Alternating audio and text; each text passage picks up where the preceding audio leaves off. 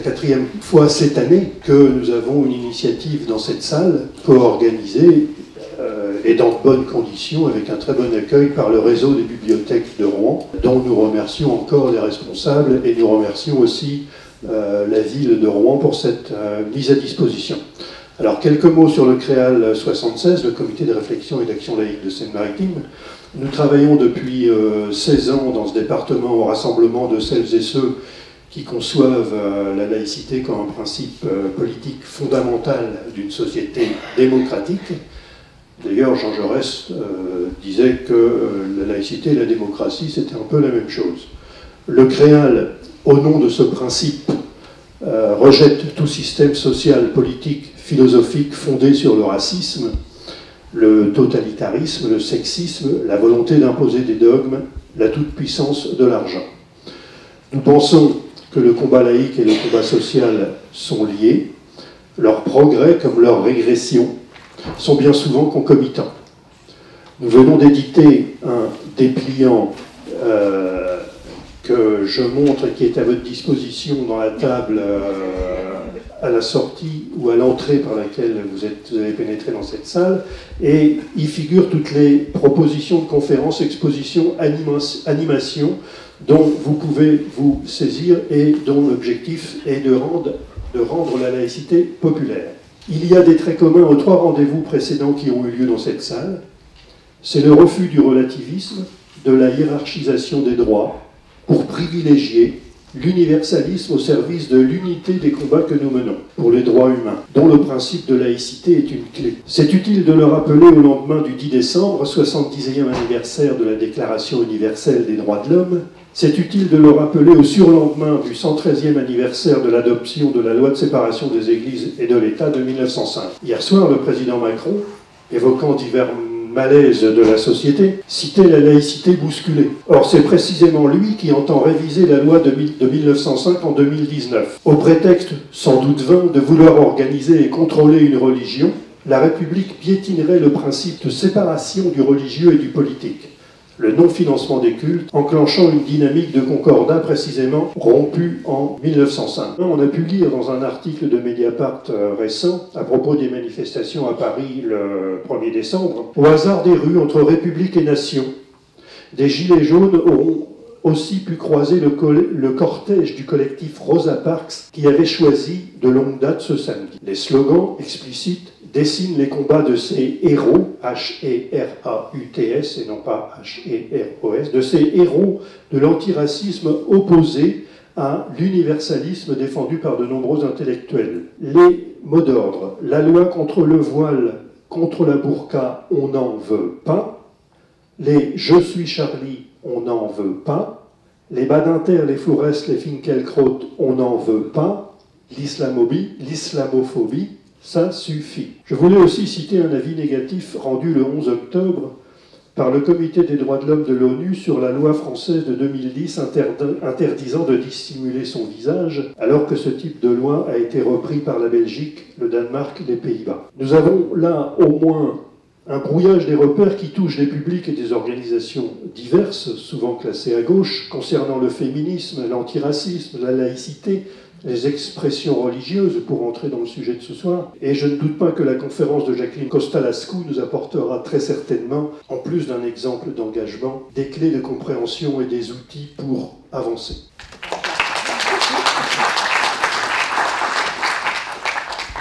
Madame Jacqueline Costa-Lascou. Le Comité de réflexion et d'action laïque de Seine-Maritime et le réseau des nouvelles bibliothèques de Rouen ont le plaisir et l'honneur de vous accueillir. Juriste, psychosociologue, directrice de recherche honoraire au CNRS, associée au Centre de recherche sur la vie politique française de Sciences Po Paris. Vous avez aussi été directrice de l'Observatoire des statistiques de l'immigration et de l'intégration, membre du Haut Conseil à l'intégration, membre de la Commission Stasi. Investie dans les questions d'enseignement et d'éducation, vous avez été présidente de la Ligue française de l'enseignement et présidente de la Fédération nationale des écoles des parents et des éducateurs. En mars 2018, lors des Utopiales maçonniques, vous avez reçu le prix Marianne Jacques France pour l'ensemble de vos travaux et de vos engagements. Engagements pour la laïcité, pour l'école, pour l'intégration et la citoyenneté. Nous avions lu avec intérêt le long article sur la laïcité que vous aviez écrit pour le magazine Texto des bibliothèques de Rouen de janvier dernier. Ce soir, nous vous écouterons aborder la question des expressions religieuses dans une société laïque, puis nous en débattrons. Madame, nous avons l'honneur de vous donner la parole. Moi, je serai, comme l'indique la pancarte de Pierre Miléo, chargé du débat. Donc on va d'abord vous écouter, et puis après on essaiera de relever quelques thèmes de divergence ou de convergence. Merci. Alors bonsoir à toutes et à tous. Un grand merci, Monsieur le Président. Un grand merci, Catherine. Je me permets de dire Catherine, parce qu'on a parlé ensemble, de m'inviter ici. Très belle salle que je ne connaissais pas. Mais surtout, je suis heureuse de revenir à Rouen, dans une ville où, quand on parle de laïcité, on a l'impression qu'il y a beaucoup de polémiques, parce que vous avez la chance d'avoir un monseigneur qui parle, qui intervient, mais aussi parce qu'il y a d'autres traditions ici, et je suis déjà venue à Rouen il y a quelques années pour parler de ces problèmes-là. Alors, on est en plein paradoxe. Tout le monde nous parle du retour du religieux. Le retour du religieux. Ah bon? Alors, retour du religieux, parce qu'en effet, dans certains pays, le religieux fait le politique. Il y a les théocraties, mais il y a aussi des pays qu'on connaissait bien pour avoir eu des expériences sociales et d'ouverture très importantes, comme par exemple le Brésil. Ben oui, le Brésil, ce sont les pentecôtistes et les évangéliques qui ont fait l'élection. Un peu plus au nord, on sait à quel point, justement, les mêmes, et notamment les évangéliques, ont contribué à l'élection de Donald Trump. Hier, Theresa May, n'arrivant pas à faire voter le texte concernant le Brexit, il y a eu plusieurs interventions à la Chambre hier à Londres pour dire que, de toute façon, ça allait raviver la guerre entre les protestants et les catholiques. Juste une petite remarque, hein, parce qu'on pourrait dire une guerre sur les frontières, sur la relation à l'Europe, enfin tout ça c'est très bien. Pourquoi ça a été interprété en termes religieux? C'est vrai, on oublie que c'est il y a 20 ans que la guerre en Irlande, avec du terrorisme extrêmement meurtrier, s'était saisie aussi de protestants anglicans et catholiques de l'Irlande indépendante. Vous voyez à quel point on oublie aussi qu'en Europe, il n'y a pas si longtemps, on a eu des formes de terrorisme qui se présentaient au nom du religieux. Il n'y avait pas que le religieux, bien entendu, jamais. Et puis il y a les intégrismes qui apparaissent un peu partout. Si vous lisez les textes du Tea Party, j'en fais lire à des lycéens, ils me disent tous « Oh ça, madame, ça vient de l'Arabie Saoudite !» Non, des États-Unis, le Tea Party, sur l'abstinence, la virginité au mariage, le fait de ne pas pouvoir se marier avec un impie, l'antisémitisme, tout ça. Alors, oui, le religieux. Je pourrais aussi vous citer des textes de juifs orthodoxes de Jérusalem, alors qu'Israël est une démocratie. Oui, mais le poids qu'ils ont aujourd'hui en matière de discours guerriers rétrogrades, c'est pas mal. C'est-à-dire que, oui, il y a des expressions du religieux, puis il y a aussi toutes les expressions visibles du religieux dans l'espace public. Donc il y a l'influence sur les décisions politiques, et j'espère que nous n'irons pas vers quelque chose qui démantèlera la loi de 1905 en France. Je ne pense pas, hein. Personnellement je ne pense pas, mais il faut être vigilant. Et donc oui, il y a bien une influence du religieux, et il faut bien le dire qu'il y a quelques mouvements libéraux dans les différentes religions, mais que ce qui fait le plus de bruit est malheureusement dans des mouvements réactionnaires, rétrogrades et qui vont dans le sens des conflits. Mais ça représente quoi? Alors, je ne sais pas si vous avez vu, il y a eu quelque chose qui s'est passé au synode des évêques à Rome il y a 4 jours. Ils ont été obligés de dire leur désarroi face aux résultats d'une enquête européenne sur les jeunes adultes et la religion. Jeunes adultes, c'est 16-29 ans, avec, très franchement, une enquête très bien faite, avec des échantillons importants, très représentatifs de cette classe d'âge. Et le résultat est que la sécularisation de nos sociétés européennes, sauf dans quelques endroits bien précis, ne fait que s'accentuer. Alors je vous donne les chiffres pour la France. 23% des 16-29 ans en France, dans l'enquête, c'est plusieurs milliers de jeunes qui ont répondu, 23% se considèrent comme catholiques. Vous voyez la fille aînée de l'Église? 23%. 2% protestants. 10% musulmans. Et 64% sans religion. Alors, ça suffit de se sentir culpabilisé à l'égard des expressions du religieux. Ils ont le droit d'exprimer, en effet, leur confession. Mais l'immense majorité, et notamment chez les 16-29 ans, n'ont pas du tout envie qu'on les oublie.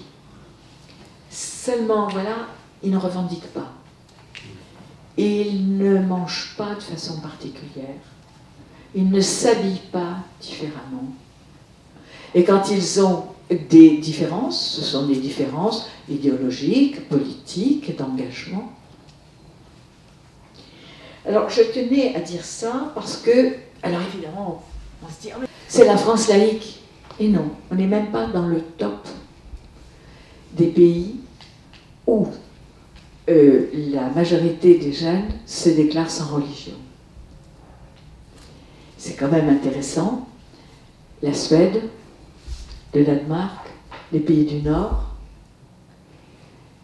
d'une certaine façon, mais bon, c'est un échantillon à part, je ne parlerai pas donc de la Grande-Bretagne, mais il y a 5 pays du Nord de l'Europe de tradition protestante dans lesquels les jeunes disent encore plus qu'ils sont sans religion. Non pas que ça ne les intéresse pas, mais que ça n'est pas, et c'est intéressant de voir les réponses aux questions, ça veut dire que la religion ne guide pas leur vie quotidienne, ne guide pas leur choix personnel et ne guide pas leur engagement politique. Qui a intérêt, et je vais tout de suite ajouter, c'est comme qui a intérêt de dire que la laïcité, il y a autant de laïcité que de gens qui en parlent. Qui a intérêt de dire que la laïcité, et on va voir les idées fausses sur la laïcité, serait répressive, etc. On parle de qui, de quoi? Mais parce qu'il y a des gens qui ont intérêt à ce que l'on dise n'importe quoi. Et là, donc, je vous ai donné des statistiques qui viennent du synode des évêques. Alors, c'est d'ailleurs au moment où les églises se vident, les temples aussi. Je dirais malheureusement aussi, et je vais expliquer malheureusement, les synagogues. Les synagogues ferment aujourd'hui, de plus en plus en France, parce qu'il y a un tel antisémitisme qu'ils partent de certaines villes, qu'ils partent de certains quartiers. Vous savez que dans la région parisienne, il y a un projet avec un appel aux familles juives qui veulent pratiquer, d'aller au Raincy, parce qu'on les regrouperait au Raincy. Au Raincy, oui. une ville qui s'appelle Lerincy, à côté de Paris. Je peux vous dire qu'étant lyonnaise, enfin, pas depuis très longtemps, mais tout le travail qu'on a fait à Vaux-en-Velin, comme on est passé de 380 familles qui fréquentaient régulièrement la synagogue, on n'est plus qu'à 38-40 familles. Et que même dans l'éducation nationale, on dit à ces familles, écoutez, pour éviter les conflits, essayez d'inscrire vos enfants dans les écoles de Villeurbanne. J'ai envie de dire les choses. Excusez-moi, mais je ne vais pas avoir un discours convenu. Je sillonne la France depuis des années et je travaille sur la radicalisation, les différentes formes de radicalisation. Comment se fait-il que les minorités fassent tellement de bruit qu'on pense qu'elles sont représentatives? Elles sont représentatives de leur engagement, de la virulence de leur engagement, mais elles ne sont pas représentatives de l'ensemble. Je travaille dans le cadre du dialogue euro-arabe avec l'UNESCO. J'ai fait beaucoup de droits musulmans, etc. Je peux vous dire que la majorité des familles musulmanes aimeraient vivre dans la paix, sont laïques, elles savent pourquoi elles ont fait des milliers de kilomètres pour venir ici. L'ennui, c'est qu'elles sont terriblement contrôlées, surveillées, et elles se taisent. Qu'il y a un islam des Lumières, qu'il y a des intellectuels musulmans, qu'il y a des personnes comme Karima Bennou, qui écrivent des choses magnifiques qui vont dans le sens de la laïcité. Je pose la question, pourquoi en France, on n'affirme pas notre solidarité à l'égard de ceux-là, et on croit que c'est ceux qui crient le plus fort, qui représentent culturellement et de façon confessionnelle, les sociétés arabo-musulmanes, l'Église catholique. Donc, je pense que, voilà, il faut partir de ce paradoxe. Alors, mais pour partir du paradoxe, il faut écouter, c'est la méthode laïque, ceux qui ont des revendications religieuses, ceux qui ont des expressions religieuses. C'est ça la méthode laïque, la démarche laïque. Vous avez des revendications, vous avez l'impression qu'on ne vous respecte pas, vous voulez affirmer des choses, eh bien, on commence par vous. J'ai animé à la Commission nationale des droits de l'homme une commission sur la liberté d'expression religieuse dans une société laïque, où il y avait Monseigneur Lustiger, le doyen Citruc, le recteur Boubaker, les églises protestantes, les bouddhistes, et puis évidemment des laïcs, des libres penseurs, etc. J'ai dit on commence par ceux qui ont des revendications religieuses. Qu'est-ce qui, dans notre société, vous donnerait l'impression de ne pas être respecté? Ça a été extrêmement intéressant.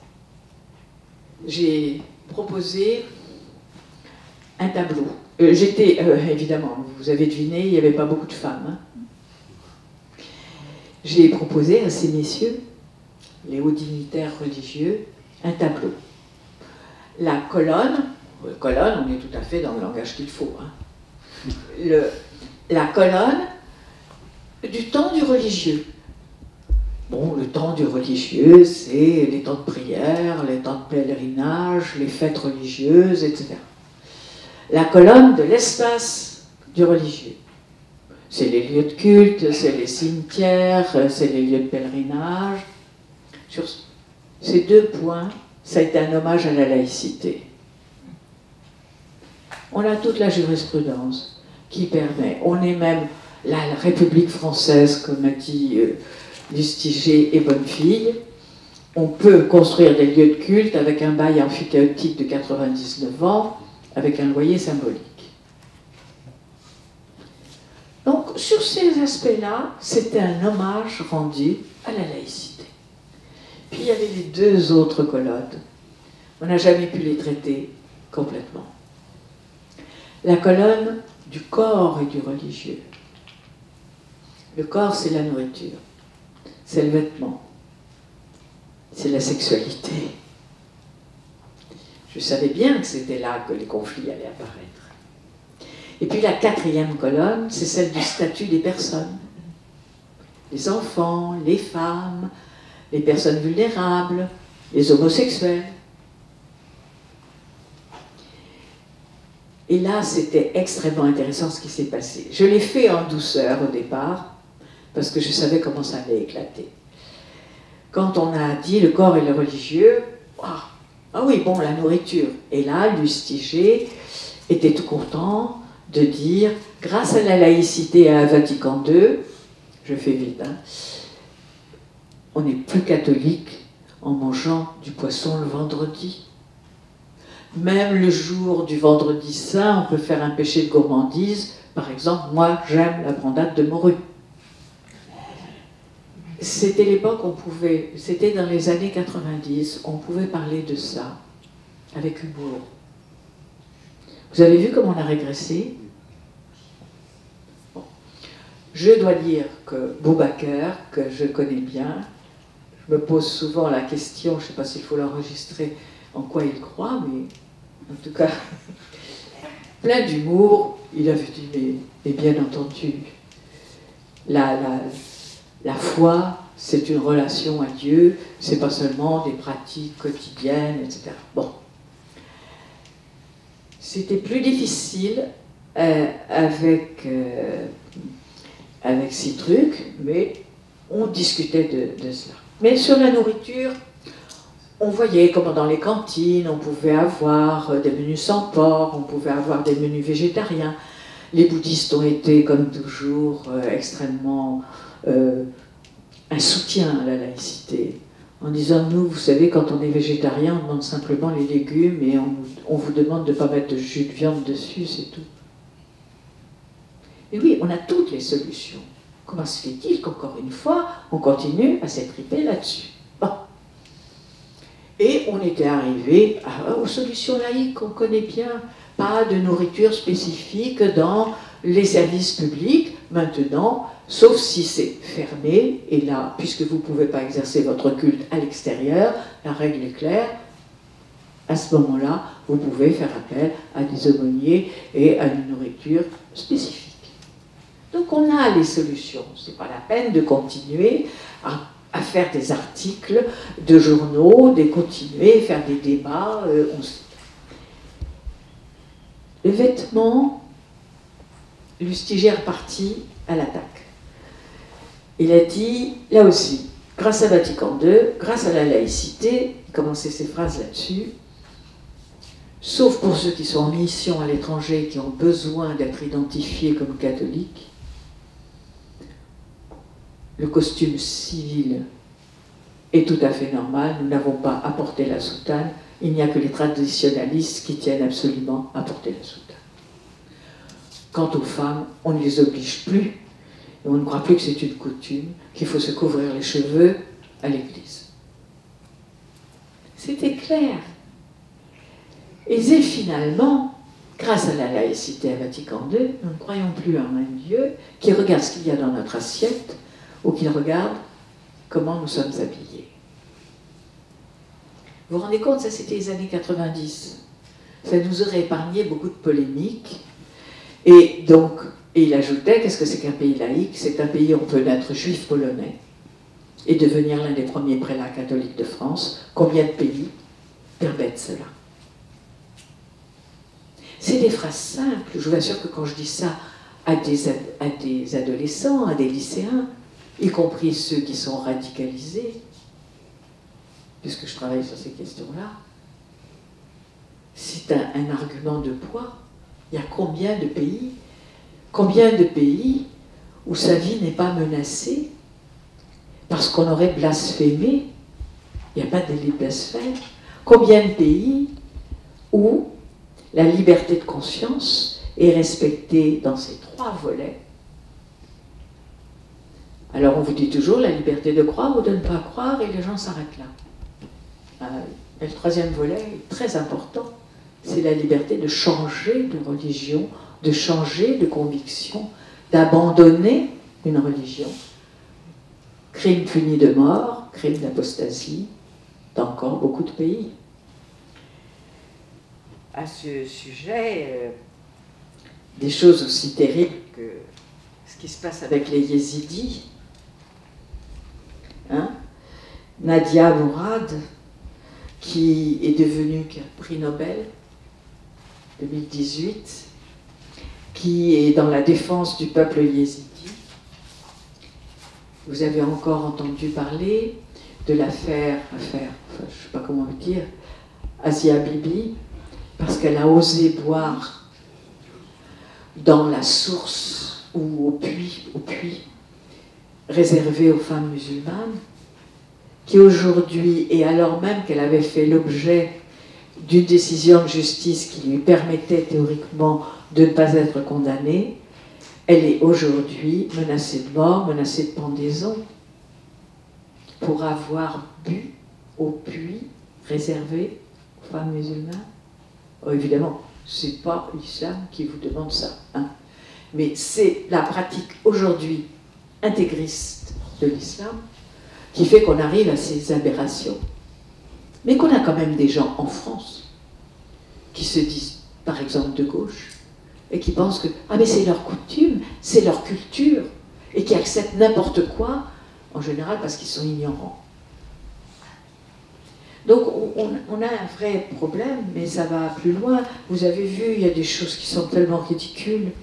En Égypte, l'une de leurs plus grandes actrices, qui au festival du Caire, au dernier festival du Caire de cinéma, elle est venue avec une robe qui laissait entrevoir ses jambes, poursuivie en justice, menacée de 6 mois de prison ferme, mais comme d'autres femmes, artistes, chanteuses, qui ont été condamnées à la prison ferme de 6 mois pour dépravation. Je ne sais pas, on parle de quoi? Et pendant ce temps-là, vous avez des personnes qui, dans les mêmes pays, se battent au prix de la vie pour défendre une autre vision de la religion qui serait liée aux droits de l'homme. J'ai beaucoup travaillé avec la Tunisie, je travaille avec le Maroc. Pourquoi on oublie toutes ces personnes? Pourquoi on oublie, par exemple, que le témoignage chrétien, ça existe? Pourquoi on oublie que vous avez, par exemple, dans le judaïsme, 2 femmes rabbins, notamment une, Madame Orveller, qui défend un judaïsme libéral et qui montre, parce que c'est une excellente hébraïsante, qu'on a absolument tordu les textes dans leur interprétation pour justifier l'inégalité entre hommes et femmes. Donc, ben voilà, avec cette méthode, alors on commençait la nourriture. Vous voyez, la laïcité peut donner les solutions. Le costume. Mais quand on est arrivé à la sexualité, qu'on s'appelle Lustiger, 6 trucs, Boubacar. Mais c'était Boubacar peut-être le plus ouvert parce qu'il est gynécologue. Quand on est arrivé à la sexualité, je dois dire que là, aucune possibilité d'avoir une sorte d'accord avec la laïcité, sauf à dire la loi religieuse, c'est votre choix. Et vous ne pouvez pas l'imposer aux autres. Et c'est ça la laïcité. C'est-à-dire, oh, vous avez le droit d'arriver vierge au mariage. Vous avez le droit de penser que pour la contraception, l'abstinence, c'est le mieux. Mais vous n'avez pas le droit de vous opposer à la loi civile qui a été votée démocratiquement. Donc cette philosophie de la laïcité est fort bien comprise par les jeunes quand on leur explique. Faites vos choix. Choisissez ce que vous voulez faire de votre vie. Et comme je le disais à Catherine, et comme on en parlait dans la voiture tout à l'heure, je lui avais dit à ce monsieur qui avait été l'organisateur dans le Grand Est de la Manif pour tous, je lui avais dit, mais vous avez le droit de choisir la famille que vous avez envie de vivre. Simplement, ne l'imposez pas aux autres et ne soyez pas malhonnête sur l'histoire de la famille et faire croire qu'il y a une famille idéale qui a toujours existé. Ni chez les aristocrates, ni chez les grands bourgeois. Hein? Quand je disais les aristocrates, au bout de 3 jours, l'enfant était donné à une nourrice, puis ensuite allé dans un internat. Les grands bourgeois, les fils faisaient leurs premières armes avec les bonnes. On peut dire beaucoup de choses comme ça et continuer. Alors, puis, ben oui, bon. Si la philosophie de la laïcité, c'est ça, reprenez, assumez la responsabilité de vos choix. Et vous allez voir que vous allez être très minoritaire par rapport à une loi civile qui a été votée démocratiquement. Et dans la transmission à nos enfants, eh ben oui, on a les résultats. C'est pas très probant, hein. C'est pas très convaincant de prôner une famille très réactionnaire. Alors l'ennui, c'est qu'aujourd'hui, la laïcité est très attaquée. Elle est attaquée par des revendications. Ah oui, alors sur la condition des personnes, c'est pas la peine. La naturalisation des différences entre sexes, la naturalisation des différences entre un homme hétéro et un homosexuel, etc. La naturalisation des différences entre un adulte et un enfant qui fait qu'on ne reconnaît pas à l'enfant certains choix, et par exemple, on va jusqu'à nier la Convention internationale des droits de l'enfant, c'est-à-dire qu'à partir de l'âge de 13 ans, un enfant peut demander qu'on ne lui impose pas une éducation religieuse. On peut aller voir le juge pour demander que les parents n'imposent pas une éducation religieuse à partir de l'âge de 13 ans. Vous vous rendez compte de tout ce qu'on ne dit pas? Eh bien oui, le corps et le religieux et la condition des personnes et le religieux, là, on voyait vraiment les clivages arriver. Alors on est à une période où on a des revendications religieuses qui, chez les plus intégristes, parce que les autres, au contraire, ils vivent très bien leur foi et la laïcité. Et c'est même très souvent ceux qui vivent leur foi dans la laïcité qui ont un vrai chemin spirituel et qui ne s'embarrassent pas d'une kyrielle de pratiques qui font que l'on croit qu'être croyant, c'est faire des pratiques, de suivre des pratiques imposées. Au contraire, ils disent la foi, c'est d'abord un choix personnel. Mais non, on a des revendications religieuses à l'école, à l'hôpital, dans les services de la petite enfance, dans les établissements pénitentiaires, dans les centres de loisirs, dans les clubs sportifs. Aujourd'hui, les clubs sportifs sont les lieux de radicalisation religieuse. Si vous voulez, on en parlera. Dans les entreprises, au point qu'on a maintenant plein d'entreprises qui, dans leur règlement intérieur, ont introduit une charte de la laïcité. On n'aurait pas pensé ça il y a 20 ans. Mais c'est aussi des actes de violence. Le racisme, l'antisémitisme, les discriminations et le terrorisme. Et le troisième point qu'on oublie toujours, sur lequel on travaille à plusieurs, le cyberendoctrinement. Internet, je vous en prie, allez sur les sites. Vous allez voir ce que nos jeunes absorbent dans le style lavage de cerveau. Alors les obstacles majeurs, c'est le communautarisme, vous connaissez, je ne développe pas, les intégrismes, l'obscurantisme et le conspirationnisme. Aujourd'hui, le conspirationnisme fait des ravages. La Terre est plate. Dieu a créé le monde il y a 6000 ans. Et puis, bon, en 6 jours, il s'est posé le 7e jour. Vous savez, c'est la religion qui sait défendre la biodiversité. Regardez Noé. On disait tout à l'heure, on pourrait peut-être dire à Nicolas Hulot sur un grand bateau, et puis on mettrait les espèces en voie de disparition. On oublie donc complètement que la laïcité, et merci de l'avoir rappelé, merci d'avoir aussi cité ce rapport qui a été présenté à l'ONU, avec en effet tous mes amis dans le cadre du dialogue euro-arabe ont traduit le mot laïcité en arabe. Enfin, quand même, il y a plein de langues dans lesquelles ce mot qui n'est même pas français, mais grec. Alors, bon, Dans le conspirationnisme, aujourd'hui, on dit tout et n'importe quoi parce que de plus en plus de jeunes sont dans un embrigadement créationniste. C'est un des grands enjeux aujourd'hui, le créationnisme. Pourtant, allez, je ne fais que redire rapidement parce que vous le savez, il n'y a rien de plus limpide et dense que la laïcité. Je donne souvent cet exemple, c'est comme un cristal. C'est dense et c'est parfaitement limpide. Simplement, il y a plein de rayons qui viennent sur le cristal. Et il y a tous les idiots utiles qui confondent la laïcité avec toutes les revendications spécifiques et particulières. Alors ça diffracte, ça va dans tous les sens, mais ce sont les revendications qui sont spécifiques. C'est pas la laïcité. Qu'est-ce que c'est que ce regard complètement dévié? Vous connaissez le proverbe chinois, quand le sage montre la lune, l'imbécile regarde le doigt.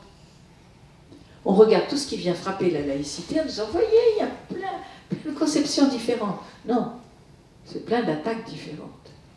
Mais la laïcité elle-même est limpide. En effet, qu'est-ce que c'est? C'est l'autonomie du politique et du religieux, qui a pour conséquence, je dis bien pour conséquence, les premières lois sur la laïcité, c'est pas 1905, c'est les lois sur l'école. Les premiers textes sur la laïcité, qui fait que le mot est entré dans le littré en 1871, c'est des textes comme ceux de Ferdinand Buisson. On n'a pas découvert en 1905. On l'a appliqué. Donc, l'autonomie du politique et du religieux, qui a pour conséquence la séparation des cultes et de l'État, mais qui a aussi comme conséquence l'indépendance de la citoyenneté à l'égard de la confession. Combien de pays mêlaient la citoyenneté à la confession et mettaient sur la carte d'identité la confession? C'est aussi l'autonomie de la loi civile par rapport à la loi religieuse, l'émancipation de la loi civile à l'égard de la loi religieuse, la loi votée démocratiquement. C'est ce qui est si difficile à faire passer, par exemple, dans un pays comme en Tunisie. Faire une constitution qui ne soit pas la traduction de la loi religieuse, par exemple. Et c'est aussi la neutralité du service public. On ne salarie ni ne privilégie aucun culte. Donc, autonomie, indépendance, affranchissement et neutralité de ceux qui vont décider pour l'intérêt général. Mais c'est d'une logique, mais vraiment, c'est l'un des concepts politiques, de la philosophie politique, le plus clair qui soit. Et je n'aurai pas le temps, mais ça induit une méthode. Cela veut dire que c'est à la fois, bon, vous le savez, c'est une valeur. Quelle valeur? Ici, il faut que je sois comme un rocker. Bon, pardonnez-moi, j'ai pas le physique. Une valeur, mais oui, quelque chose que j'aime vraiment travailler avec les ados. L'égale dignité des personnes, posée en 1789.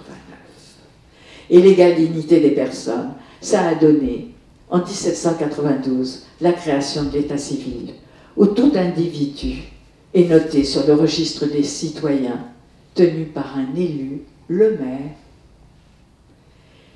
De la naissance à la mort, tous les événements importants, que vous soyez, alors à l'époque c'était sans distinction de rang, ça voulait dire aussi ordre, que l'on soit l'aristocratie, le tiers état ou le clergé, sans distinction de sexe et sans distinction de religion. 1792. Combien y a-t-il de personnes qui aujourd'hui demandent l'asile en France et qui ont du mal à faire reconnaître leur asile? Pourquoi? Ils n'ont même pas d'état civil, ils n'ont pas d'existence juridique. Il faut leur recréer un état civil. Combien de protestants, combien de juifs n'ont pas eu d'existence juridique jusqu'à la Révolution française? Et ils avaient des registres qui étaient cachés, parce que si jamais on retrouvait les registres, alors on pouvait mener les dragonnades et toutes les persécutions. Une philosophie, ben c'est celle des libertés, hein, liberté de conscience, liberté de culte, liberté d'expression. C'est les droits fondamentaux des personnes, quelle que soit leur religion. Vous avez tous fait l'expérience d'aller dans des pays où pour avoir un visa, il faut dire quelle est votre religion. Et alors si vous osez dire que vous êtes athée, vous savez que dans certains États américains, vous ne pouvez pas vous présenter aux élections si vous vous dites athée. Vous savez que si vous allez en Allemagne, il faut émarger aux religions reconnues. Et vous payez un impôt religieux. Et qu'un Français, on a eu un cas terrible en Allemagne qui a fait vraiment scandale, qui était très intéressant, un ingénieur qui arrive à Berlin, il va se déclarer, il sait qu'il faut se déclarer dans les 3 jours, sinon il y a un problème avec les autorités. Et il voit le formulaire religion. Et il voit les cases protestants, catholiques, juifs, difficilement faire autrement en Allemagne aujourd'hui. Et puis, autre. Exactement. Autre. Ça, c'est pour les bouddhistes et les musulmans. Car l'islam et le bouddhisme ne sont pas des religions reconnues en Allemagne. Il faut négocier avec les Länder sa place. Et puis, ils ont rajouté récemment, parce qu'il y a eu des mouvements intéressants en Allemagne là-dessus, sans religion. Et lui, il coche sans religion. 3 mois après, il regarde son compte et il voit que pour le diocèse de Berlin, on lui retire, vous savez que c'est l'impôt, comment ça s'appelle? Le retrait, voilà, à la source. J'ai des réticences là. Non. Diocèse de Berlin. Donc il retourne à la mairie dont il dépendait. Il dit il a dû y avoir une erreur, vous savez, à la française, là, encore une fois, on s'est trompé de dossier. Et non, pas d'erreur. Mais attendez, comment se fait-il? J'ai coché sans religion. Oui, vous avez coché sans religion, mais vous êtes français. Et on a votre lieu de naissance. Et on a interrogé votre lieu de naissance, vous avez été baptisé. Et vous avez été baptisé. Il dit, mais vous étiez baptisé pour la grand-mère. Je ne crois en rien, je ne suis absolument pas. Et alors il faut faire une déclaration de renoncement à la religion catholique. Ce qu'il a fait. Et donc, voilà, on ne lui a plus retiré son impôt à la source, mais on ne l'a jamais remboursé sur les 3 mois. Ça a donné lieu à un débat extrêmement intéressant en Allemagne. Ça a fait la une des journaux. Et donc, il y a vraiment là un point intéressant. Donc, c'est évidemment, avec la laïcité, l'égalité des droits et de traitement, mais quelque chose qu'on oublie toujours, et qui est si facile d'expliquer, c'est la conciliation des libertés. Ma liberté doit tenir compte de la tienne. Donc vous savez, vous avez, surtout les ados, c'est mon droit, c'est mon choix, c'est ma foi. Et alors? Tu n'es pas sur une île déserte. Et les autres? La laïcité intervient quand c'est « et les autres ». Sinon, tu peux en effet, c'est vrai, pour toi tout seul, mais les autres. Je travaille avec quelqu'un qui a été arrêté par la police du mauvais voile, 12 000 policiers spécialisés dans la police du mauvais voile dans son pays, l'Iran. Mise en détention parce que quelqu'un qui ne porte pas le voile, à l'époque ça s'est un peu assoupli, mais je sais pas. Bon, à l'époque en tout cas, c'était comme ça. Donc la couleur, l'épaisseur de l'étoffe, etc., il fallait avoir un voile réglementaire et surtout ne pas laisser entrevoir les cheveux. Elle a été mise en détention avec les prostituées.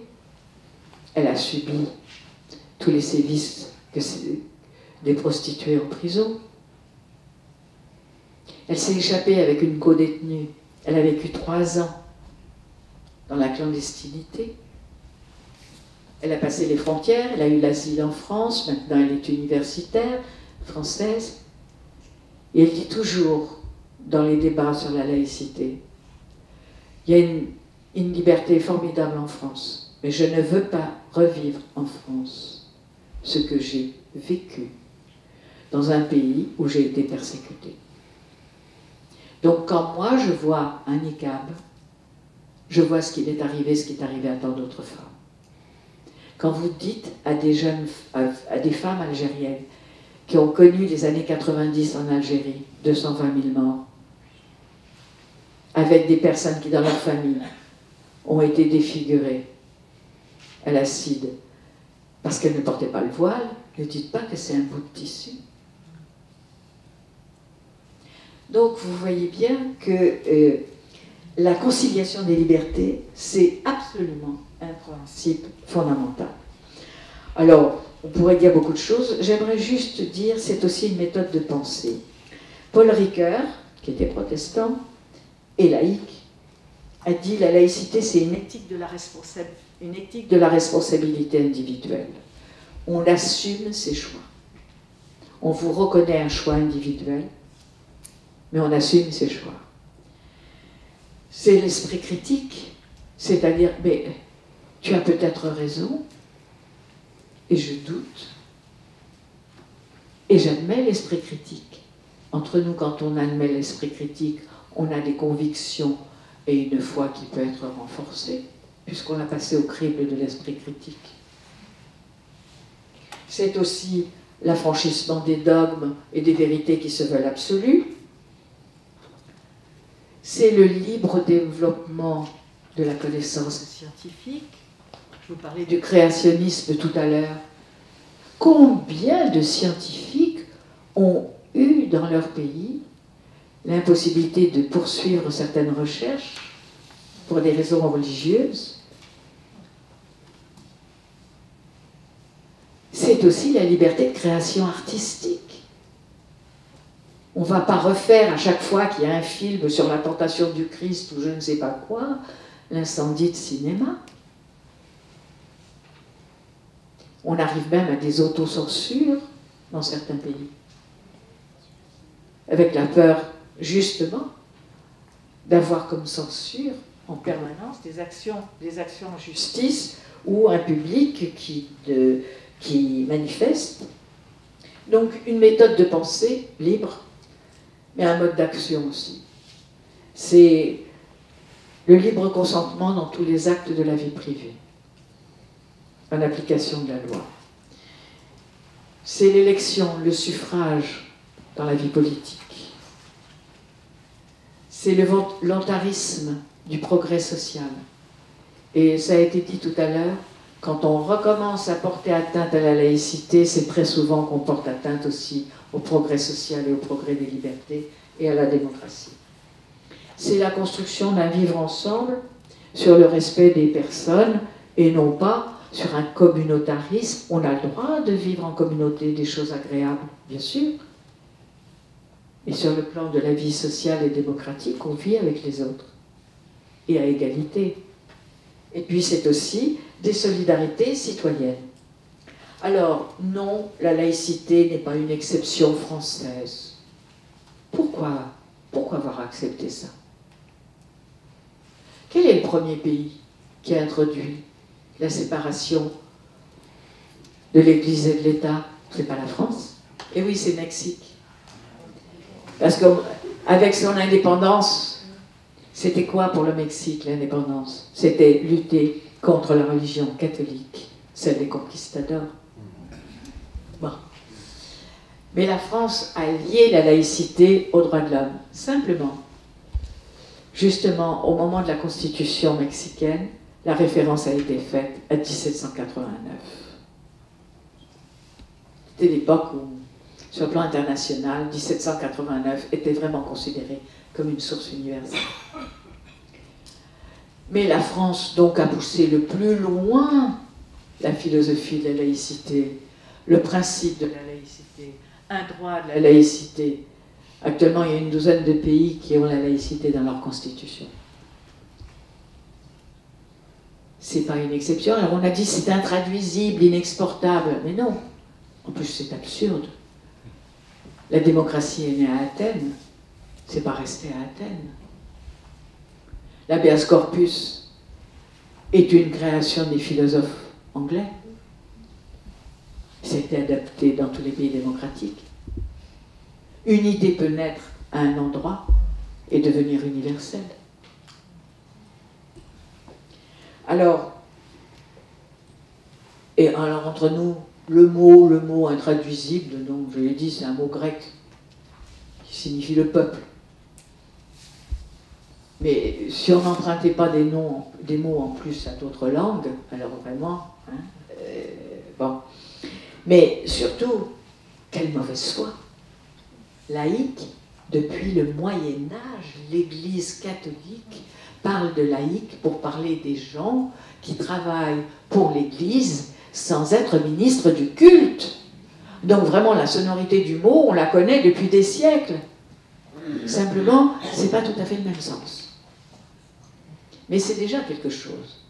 Déjà, et là, Lustiger le disait bien, quand on a accepté l'idée que l'on pouvait travailler avec l'Église et soutenir la foi catholique sans être ministre du culte, ça voulait dire déjà qu'on commençait à séparer de façon plus sécularisée l'Église et qu'on ne confondait pas la foi avec uniquement l'institution ecclésiale. La laïcité serait la négation du religieux. Bon, ça, vous avez dû en entendre parler plusieurs fois, et elle se confondrait avec l'athéisme. Non, non. Elle affirme la liberté de conscience, donc ça veut dire, et entre nous. Alors, Claudel, on le met où? Chagall avait écrit une très belle phrase en disant « Je n'aurais pas pu peindre ma peinture dans un pays où il y avait des pogroms. » Et vous prenez tous des poètes, des peintres, et vous avez des gens d'origine étrangère qui se rattachaient à d'autres cultures, d'autres foi, et qui ont pu les exprimer parce qu'ils sont venus justement en France. Et on a alors là un florilège notamment d'auteurs qui se réfèrent évidemment à la religion. D'autre part, l'athéisme, ben non. Pourquoi l'athéisme? Justement, vous le savez, la laïcité, elle est là pour permettre le pluralisme, la pluralité des convictions, essayer de faire que ça n'entre pas en conflit. Donc c'est l'inverse de l'imposition de l'athéisme. L'athéisme fait partie des convictions. On dit qu'elle discriminerait les cultes récemment implantés en France, en particulier l'islam. Alors, je voudrais quand même dire, depuis la loi de 1905, tous les cultes sont traités à égalité. Mais on ne va pas renier le fait qu'il y a un patrimoine religieux en France. On ne va pas raser les églises et les cathédrales, sous prétexte qu'on n'est pas à égalité avec le nombre de pagodes ou de mosquées. C'est absurde. Et ce patrimoine, c'est un patrimoine commun. C'est l'une des plus grandes difficultés qu'on ait avec les jeunes, par exemple. Aujourd'hui, les jeunes musulmans, où je vois aussi quelques jeunes juifs orthodoxes dans la région lyonnaise, leur dire « Mais oui, tu as le droit d'entrer dans une cathédrale, tu as le droit d'entrer dans un temple, ça fait partie du patrimoine commun. » Et alors c'est vrai, le racisme anti-musulman, bien sûr que ça existe. Mais alors, on le poursuit comme ça. Ce n'est pas la laïcité qui est en cause, c'est le racisme. Et vous savez très bien que dans la loi contre le racisme, vous avez, à raison de la religion réelle ou supposée. Et vous appliquez la loi et vous pouvez faire condamner pour racisme anti-musulman. Je ne développe pas, mais entre nous, si vous parlez d'homophobie, vous ne pouvez pas aller en justice. Si vous parlez de racisme anti-musulman, vous pouvez condamner Et elle est en justice. Et je n'accepte pas, moi personnellement, mais comme d'autres, qu'on accole le mot islam à un mot de la nosographie psychiatrique qui est phobie. Mais on pourrait éventuellement en discuter. On est dans le cas, et c'est pour ça d'ailleurs que ça ne marche pas avec les autres religions. Les autres religions, non. La cathophobie, non. Bon, on pourrait peut-être lancer. Non, non. Je suis laïque, donc non. Et prenez un autre exemple, le bouddhisme. Pourquoi les bouddhistes ont réussi sans problème, sans débat particulier, sans polémique? Il y a près de 1000 pagodes qui ont été construites en France, en application de la laïcité. Ils ont des aumôniers dans les prisons. Il n'y a pas beaucoup de bouddhistes en prison. Ils ont quand même aumôniers, ils voient tout le monde. Ils ont des aumôniers dans les hôpitaux. Ils ont des monastères. Ils ont des cours maintenant, évidemment, sur le bouddhisme. Ils ont des éditions. Ils ont une émission sur la télévision publique. Comment ont-ils eu ça sans qu'il y ait de problème? Alors c'est vrai qu'il y a moins de racisme à l'égard des bouddhistes qu'à l'égard des musulmans. Mais ne confondons pas, ce n'est pas la laïcité qui est en cause dans le racisme anti-musulman, c'est le racisme. Et là, il ne faut pas hésiter à aller au combat. Enfin, la laïcité aurait besoin d'un qualificatif ouverte, plurielle, moderne. Pour certains, la laïcité devrait être assortie d'un adjectif. On évoque une laïcité positive, comme si elle pouvait être négative, ou bien ouverte, comme si la laïcité était refermée sur elle-même comme un cercle, ou bien moderne, comme s'il pouvait y avoir une laïcité antique ou démodée. Je continue. Badinter. Robert Badinter. 25 décembre, dans une des plus magnifiques cathédrales d'Europe. Je ne vous dis pas où. J'y étais avec ma fille et ma fille parlait la langue de ce pays, donc elle a pu me traduire. Une femme monte en chair. Alors vous avez tout de suite compris que ce n'est pas chez les catholiques. Elle n'avait pas, j'ai demandé après, elle n'avait pas 45 ans, elle avait rang d'évêque. En ce jour où nous fêtons Noël, je vous invite à célébrer la laïcité dont nous commémorons les 10 ans. C'était depuis le 1er janvier 2000. Et c'est vraiment les termes utilisés. La laïcité nous a ouvert un double chemin de liberté. Une spiritualité épurée, émancipée de certaines démonstrations, de certaines pratiques, et une citoyenneté assumée.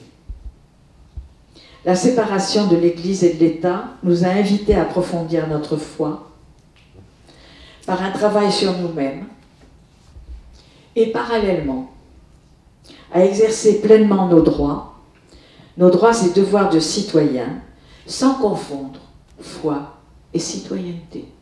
Nous, luthériens suédois, longtemps habitués à une religion d'État, nous voici à égalité avec des croyants d'autres confessions et avec des non-croyants. Le jour de Noël.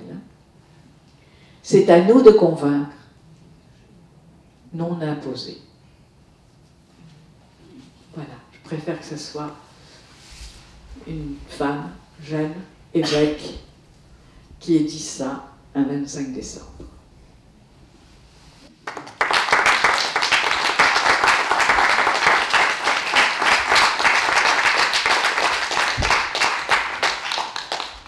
Donc, nous vous remercions pour cette conférence où vous avez apporté beaucoup d'éléments à la réflexion.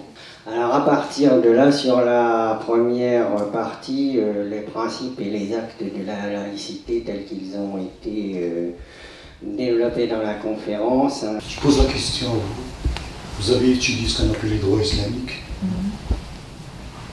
Pensez-vous qu'il existe l'islam vraiment existe-t-il dans ce monde, d'après les lois, et surtout le livre de Ibn Khaldoun dans le 17e, 18e, d'après les lois de Ibn Khaldoun, à nos jours. Parce que vous avez étudié le droit.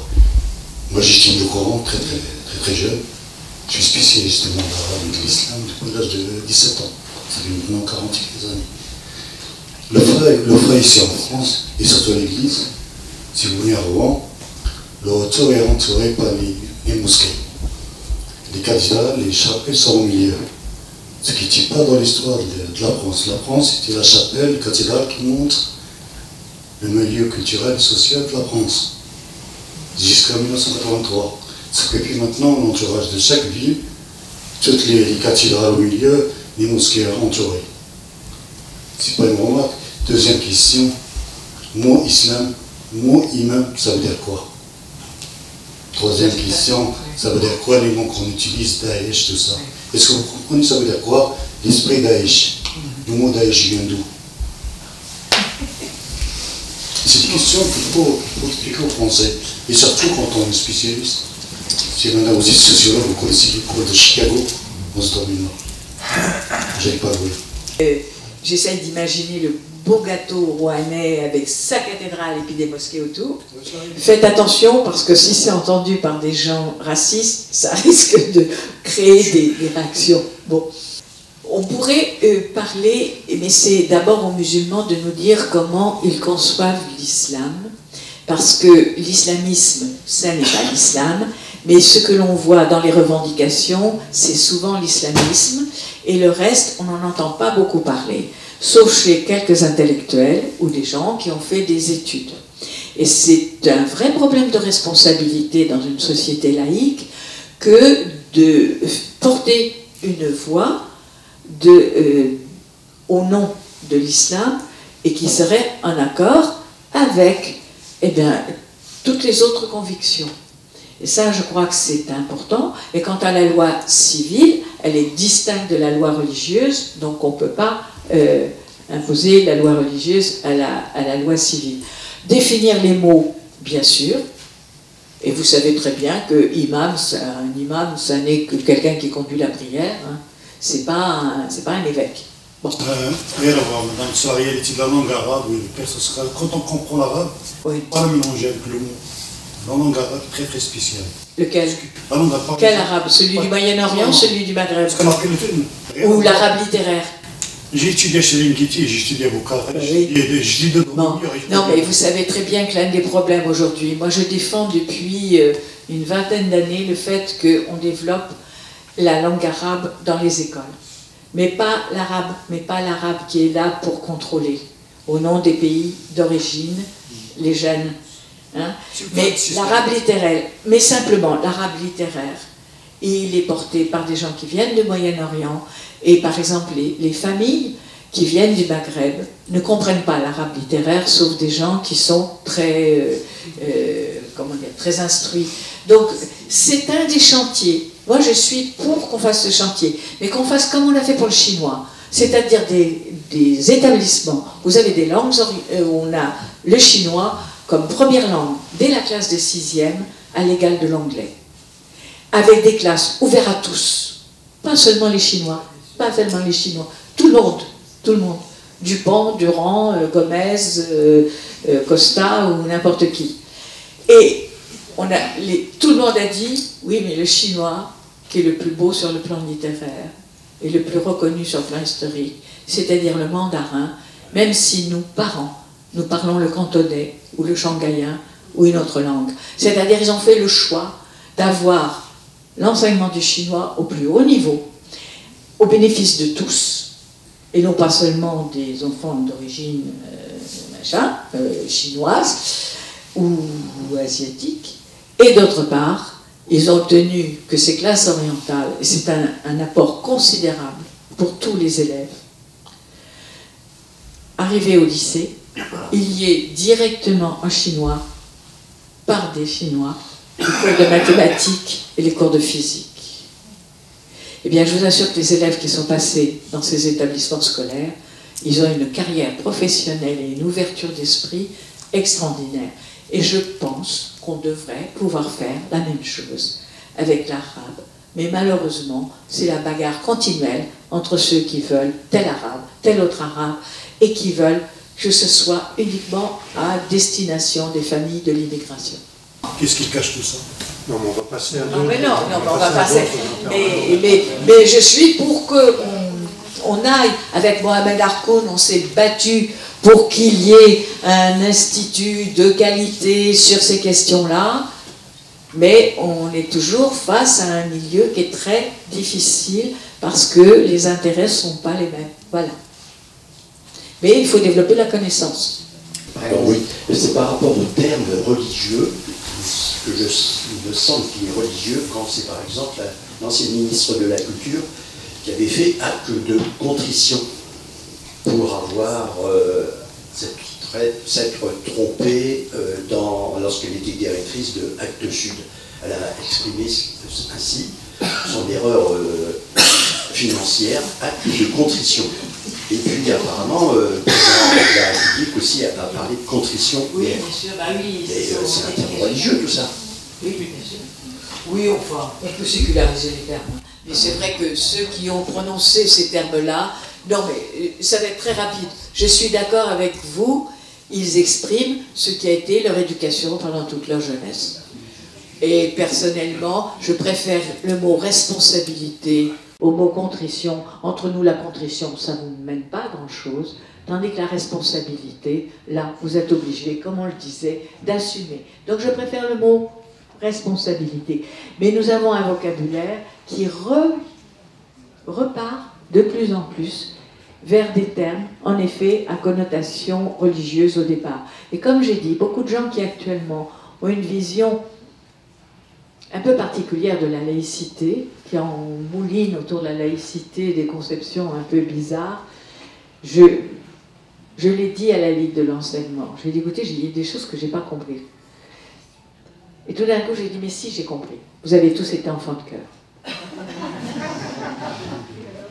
Au départ, je pensais que toutes les religions étaient censées s'agrandir et faire du prosélytisme, c'est-à-dire croître et multiplier pour les chrétiens. Et la laïcité, pour moi, c'était un espace justement pour éviter que tous les croyants, tous les religieux, qu'ils soient protestants, qu'ils soient chrétiens, parce qu'on a eu quand même la guerre contre les protestants et les catholiques, et à travers le monde, en fait, tous les croyants qui, alors là on est dans le monothéisme et autres, qui ont l'amour d'un Dieu, mais n'arrêtent pas quand même de s'entretuer entre eux. Et moi, j'ai toujours pensé que la laïcité, c'était tout simplement cet espace universel qui devait empêcher tous les croyants du monde à s'entretuer. Voilà. Mais vous avez raison, d'ailleurs je l'ai dit, pour prévenir les conflits, c'est d'accepter, vous savez, comme je travaille pas mal avec des jeunes radicalisés, je leur pose toujours une question. Bon, tu crois ça, tu vois les choses comme ça, maintenant je voudrais te poser la question, jusqu'où tu vas? Quelle est la conséquence de ce que tu dis? Et moi, tu vois, tu me fais douter au départ. Je me dis, tiens, il a peut-être raison sur certains points. Mais si je doute, toi, tu es capable de douter? Et c'est partant de là, je dis, tu vois la laïcité, exactement ce que vous venez de dire, je vais pas le répéter. C'est un espace où on peut penser certaines choses, en douter, changer, revenir, avec l'esprit critique. Et cet espace de liberté fait que je te respecte, ta foi t'appartient. Mais j'ai pas la même conviction, et donc il n'est pas question que tu essayes de l'imposer. Alors les religions prosélytes, malheureusement, c'est notamment les religions du livre, sauf le judaïsme. Sauf le judaïsme, qui ne fait pas de prosélytisme. Mais les religions chrétiennes et l'islam adorent le prosélytisme. Voilà. Et la laïcité est née des guerres de religion, bien sûr, historiquement, mais voilà. Bonsoir. Moi, je vous ai écouté attentivement parce que je savais que j'allais y apprendre quelque chose à cette conférence. 64% des enfants, avez-vous dit, à l'heure actuelle, entre 16 et 29 ans, se déclarent sans religion. Moi, ce que j'y entends, avec ce que je suis, ça veut dire qu'il y a une vacuité chez 64% peut-être de ces enfants-là, qui est en train d'être récupéré par ce que j'appelle la mondialisation d'un commerce fou. On est en train de les remplir de remplir cette vacuité. Enfin, et je vous dis, il y arrive, et là c'est dangereux. Et c'est contre cette... je ne sais pas comment le dire, parce que je suis émue de ce que vous m'avez appris ce soir. Merci, madame. À propos de citoyenneté, nos idées sont prises en main par les partis politiques pour nous représenter. À ce sujet, fils d'institutrice dans les années 50, traditionnellement, la laïcité, à propos de la loi Barranger, c'était le financement des écoles privées, etc. La droite, pour caricaturer un peu, défendait l'école libre, la gauche, l'école laïque. Bref, quand je vois 65 ans après, j'ai 75 ans, que je regarde le paysage politique, je remarque qu'actuellement, c'est plutôt la droite qui parle de la laïcité, et on entend de moins en moins la gauche en parler. Qu'est-ce que vous en pensez de ça? Oui, bonsoir, merci. Pour moi, de toute façon, la religion chrétienne, catholique et l'islam derrière, la religion chrétienne catholique, c'est une religion politique. Elle a été construite par les empereurs romains qui l'ont fabriquée de toutes pièces pour dire aux esclaves: vous écrivez en Jésus-Christ, vous ramassez la merde, retournez ramasser la merde. Donc qu'est-ce que c'est qu'une religion? Surtout une religion monothéiste, avec dogme. Parce qu'autrefois, les gens avaient des croyances, mais il n'y avait pas de dogme. Il y avait des dieux, il y en avait même beaucoup. Pardon? Il y avait des dieux, il y en avait oui, beaucoup. Mais il n'y avait pas de dogme. Ce dogme est apparu d'un point de vue surtout politique. Donc, la conséquence, effectivement, c'est que si on veut rendre libre, démocratique, le politique, ben c'est de se débarrasser de la religion.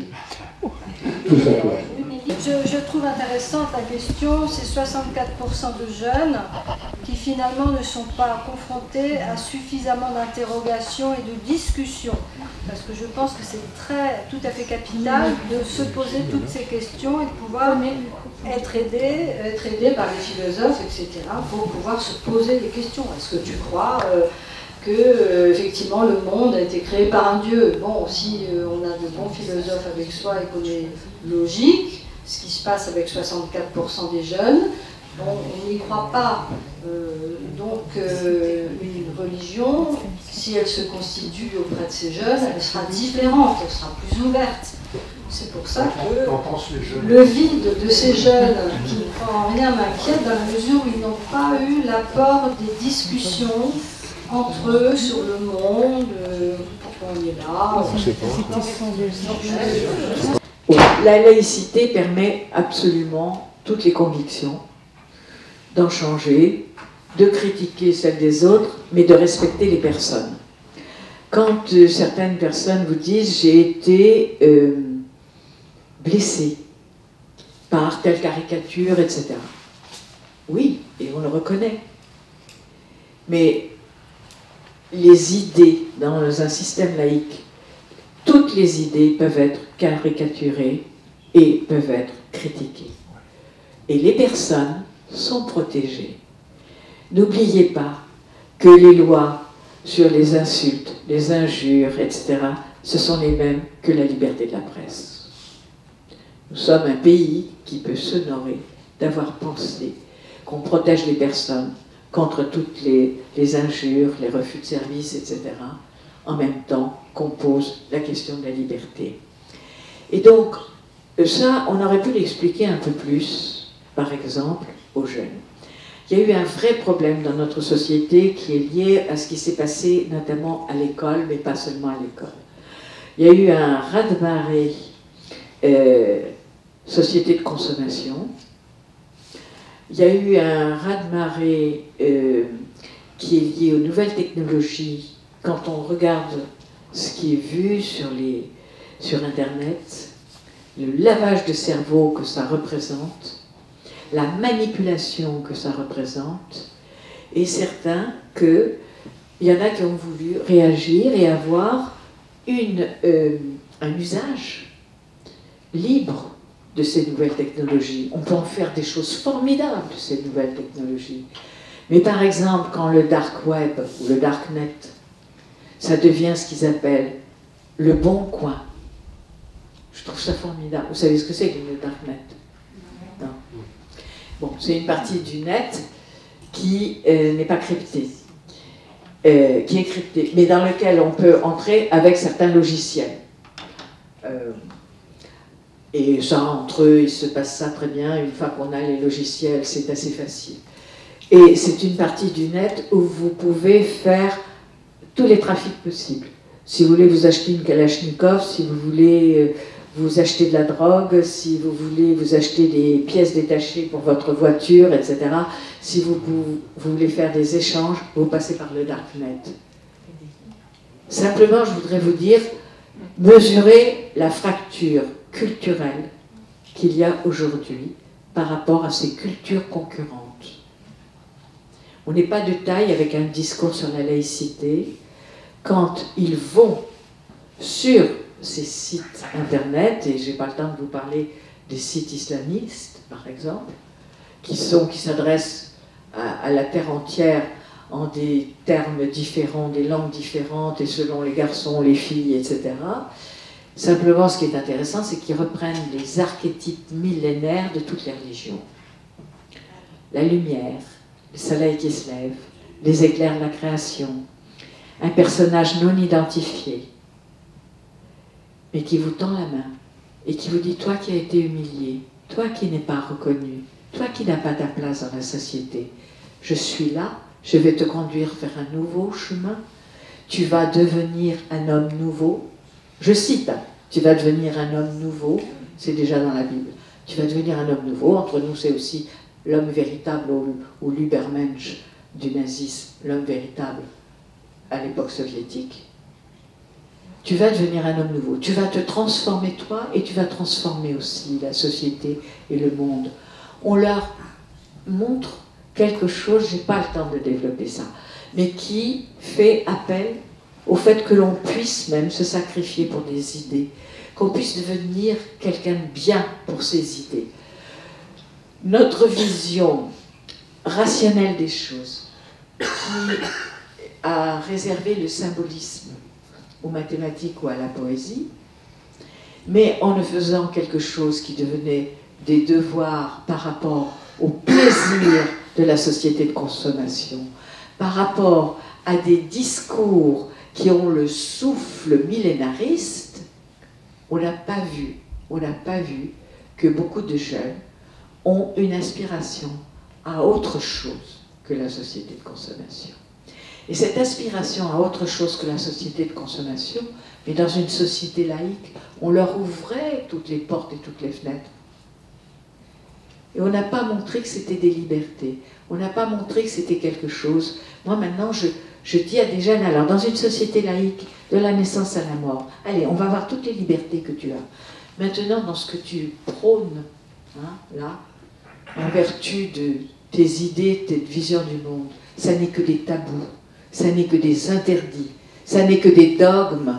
Tu te rends compte les libertés que tu as dans ce que tu proposes? Mais il fallait leur montrer que c'était des libertés. Il fallait leur ouvrir ses portes et ses fenêtres. Et franchement, ce qui était vrai dans l'école publique, jusqu'à il y a environ une vingtaine d'années, on le faisait à travers la littérature, on le faisait à travers le plaisir des sciences, on le faisait à travers le fait qu'on montait des pièces de théâtre, une chorale, etc. On vivait des choses symboliques et des choses affectives, sensuelles, etc., dans le plaisir d'apprendre. On est passé à des apprentissages qu'on a pu appeler le froid savoir, technique, hein, pour la performance. Oh là là, la performance. Vous croyez que ça fait rêver les ados, ça? Ça les fait à un moment donné dans le foot, mais c'est tout. Donc il y a des choses qu'on a ratées dans la façon d'éduquer les enfants, dans la façon de découvrir, de faire avec le principe de précaution, surtout. Il faut qu'ils ne soient pas exposés aux difficultés du monde. Mais si. Alors, ce qu'on disait avec mon voisin en aparté, mais c'est justement chez ceux qui disent qu'ils ne sont pas, qui sont sans religion, qu'on a les plus beaux chemins de spiritualité. Parce que c'est des chemins libres, très libres, moins dogmatiques, moins fermés dans les pratiques. Et ceux qui, dans leur religion, ont à peu près le même chemin, ce sont ceux qui, comme dit Daniel Hervieux-Léger, se bricolent les principes imposés par des institutions pour une foi plus personnelle. Donc là, il y a quelque chose qui se passe qu'on a un peu raté et on se récupère. C'est pas possible, dans notre société, ça va rejoindre votre question très vite, c'est pas possible dans notre société qu'il y ait aussi peu de lieux de liberté d'expression. Si on en est au rond-point pour avoir une liberté d'expression, et pour les jeunes, qu'est-ce qu'il y a? Heureusement, il y a des médiathèques, des choses comme ça, mais il faut qu'on réfléchisse à ça, il faut vraiment qu'on libère l'expression. Alors, monsieur, j'ai pas le temps. Mais vous avez raison, je suis tout à fait d'accord avec votre analyse. Je l'ai vu venir depuis 25 ans. Je me suis battue contre et j'ai été censurée. Je vais juste résumer. Après la chute du mur de Berlin, les intellectuels, les politiques ont tous regardé vers les États-Unis. Ils ont voulu faire oublier qu'ils avaient eu un compagnonnage, parfois un engagement, avec des pensées marxistes, avec des pensées communistes, etc. Qu'après la chute du mur de Berlin, on fasse un examen critique des aveuglements, oui. Mais ça a donné, on va regarder les États-Unis comme Chimène, regardez Rodrigue. Alors, le néolibéralisme, allez, tout est venu, c'était formidable, hein, la consommation, le néolibéralisme, et on nous a tout imposé, y compris certains sexismes imbéciles, etc. Mais en même temps, on nous a imposé quoi? Les catégories à l'américaine. Tu te définis par ton origine, tu te définis par ton appartenance, ton ethnicité. En France, on a discuté pendant 20 ans sur l'ethnicité. C'est une catégorie absurde. On n'a pas d'ethnicité. Aux États-Unis, si, parce que c'était toute l'histoire de la ségrégation. Donc en adoptant des catégories, et les catégories de la sociologie américaine, on ne pouvait qu'aboutir qu'à des quartiers ghettos, qu'à des quartiers, il suffit de dire le nom, on sait quelle est la composition démographique, on sait quelle est la religion, on sait quelle est l'origine, et voilà, et après on dit, ah ben oui, on stigmatise. Mais on a été quelques-uns à critiquer tout cela, et on a été censurés. Et malheureusement, la gauche a fait du néocolonialisme, du paternalisme. Elle a cru être généreuse en parlant de ces jeunes de banlieue, de ces jeunes musulmans, ou je ne sais pas quoi, là où il fallait dénoncer des situations sociales, économiques, culturelles. On analyse, je vais terminer par là, je pense que la gauche avait fait des analyses de situation, y compris avec des rapports de force, des formes d'exploitation, etc. Elle a tout abandonné au profit de quoi? De catégories à part de population. Et une fois qu'on est entré dans la logique des catégories à part de population, on a fait du care, de la charité, on s'est penché sur. Les jeunes radicalisés vont vous dire, on en a marre du paternalisme. Donc on a vraiment, là il y a vraiment une analyse critique à faire par rapport à ce qui s'est passé à gauche. Vous permettez? Ça faisait une fois.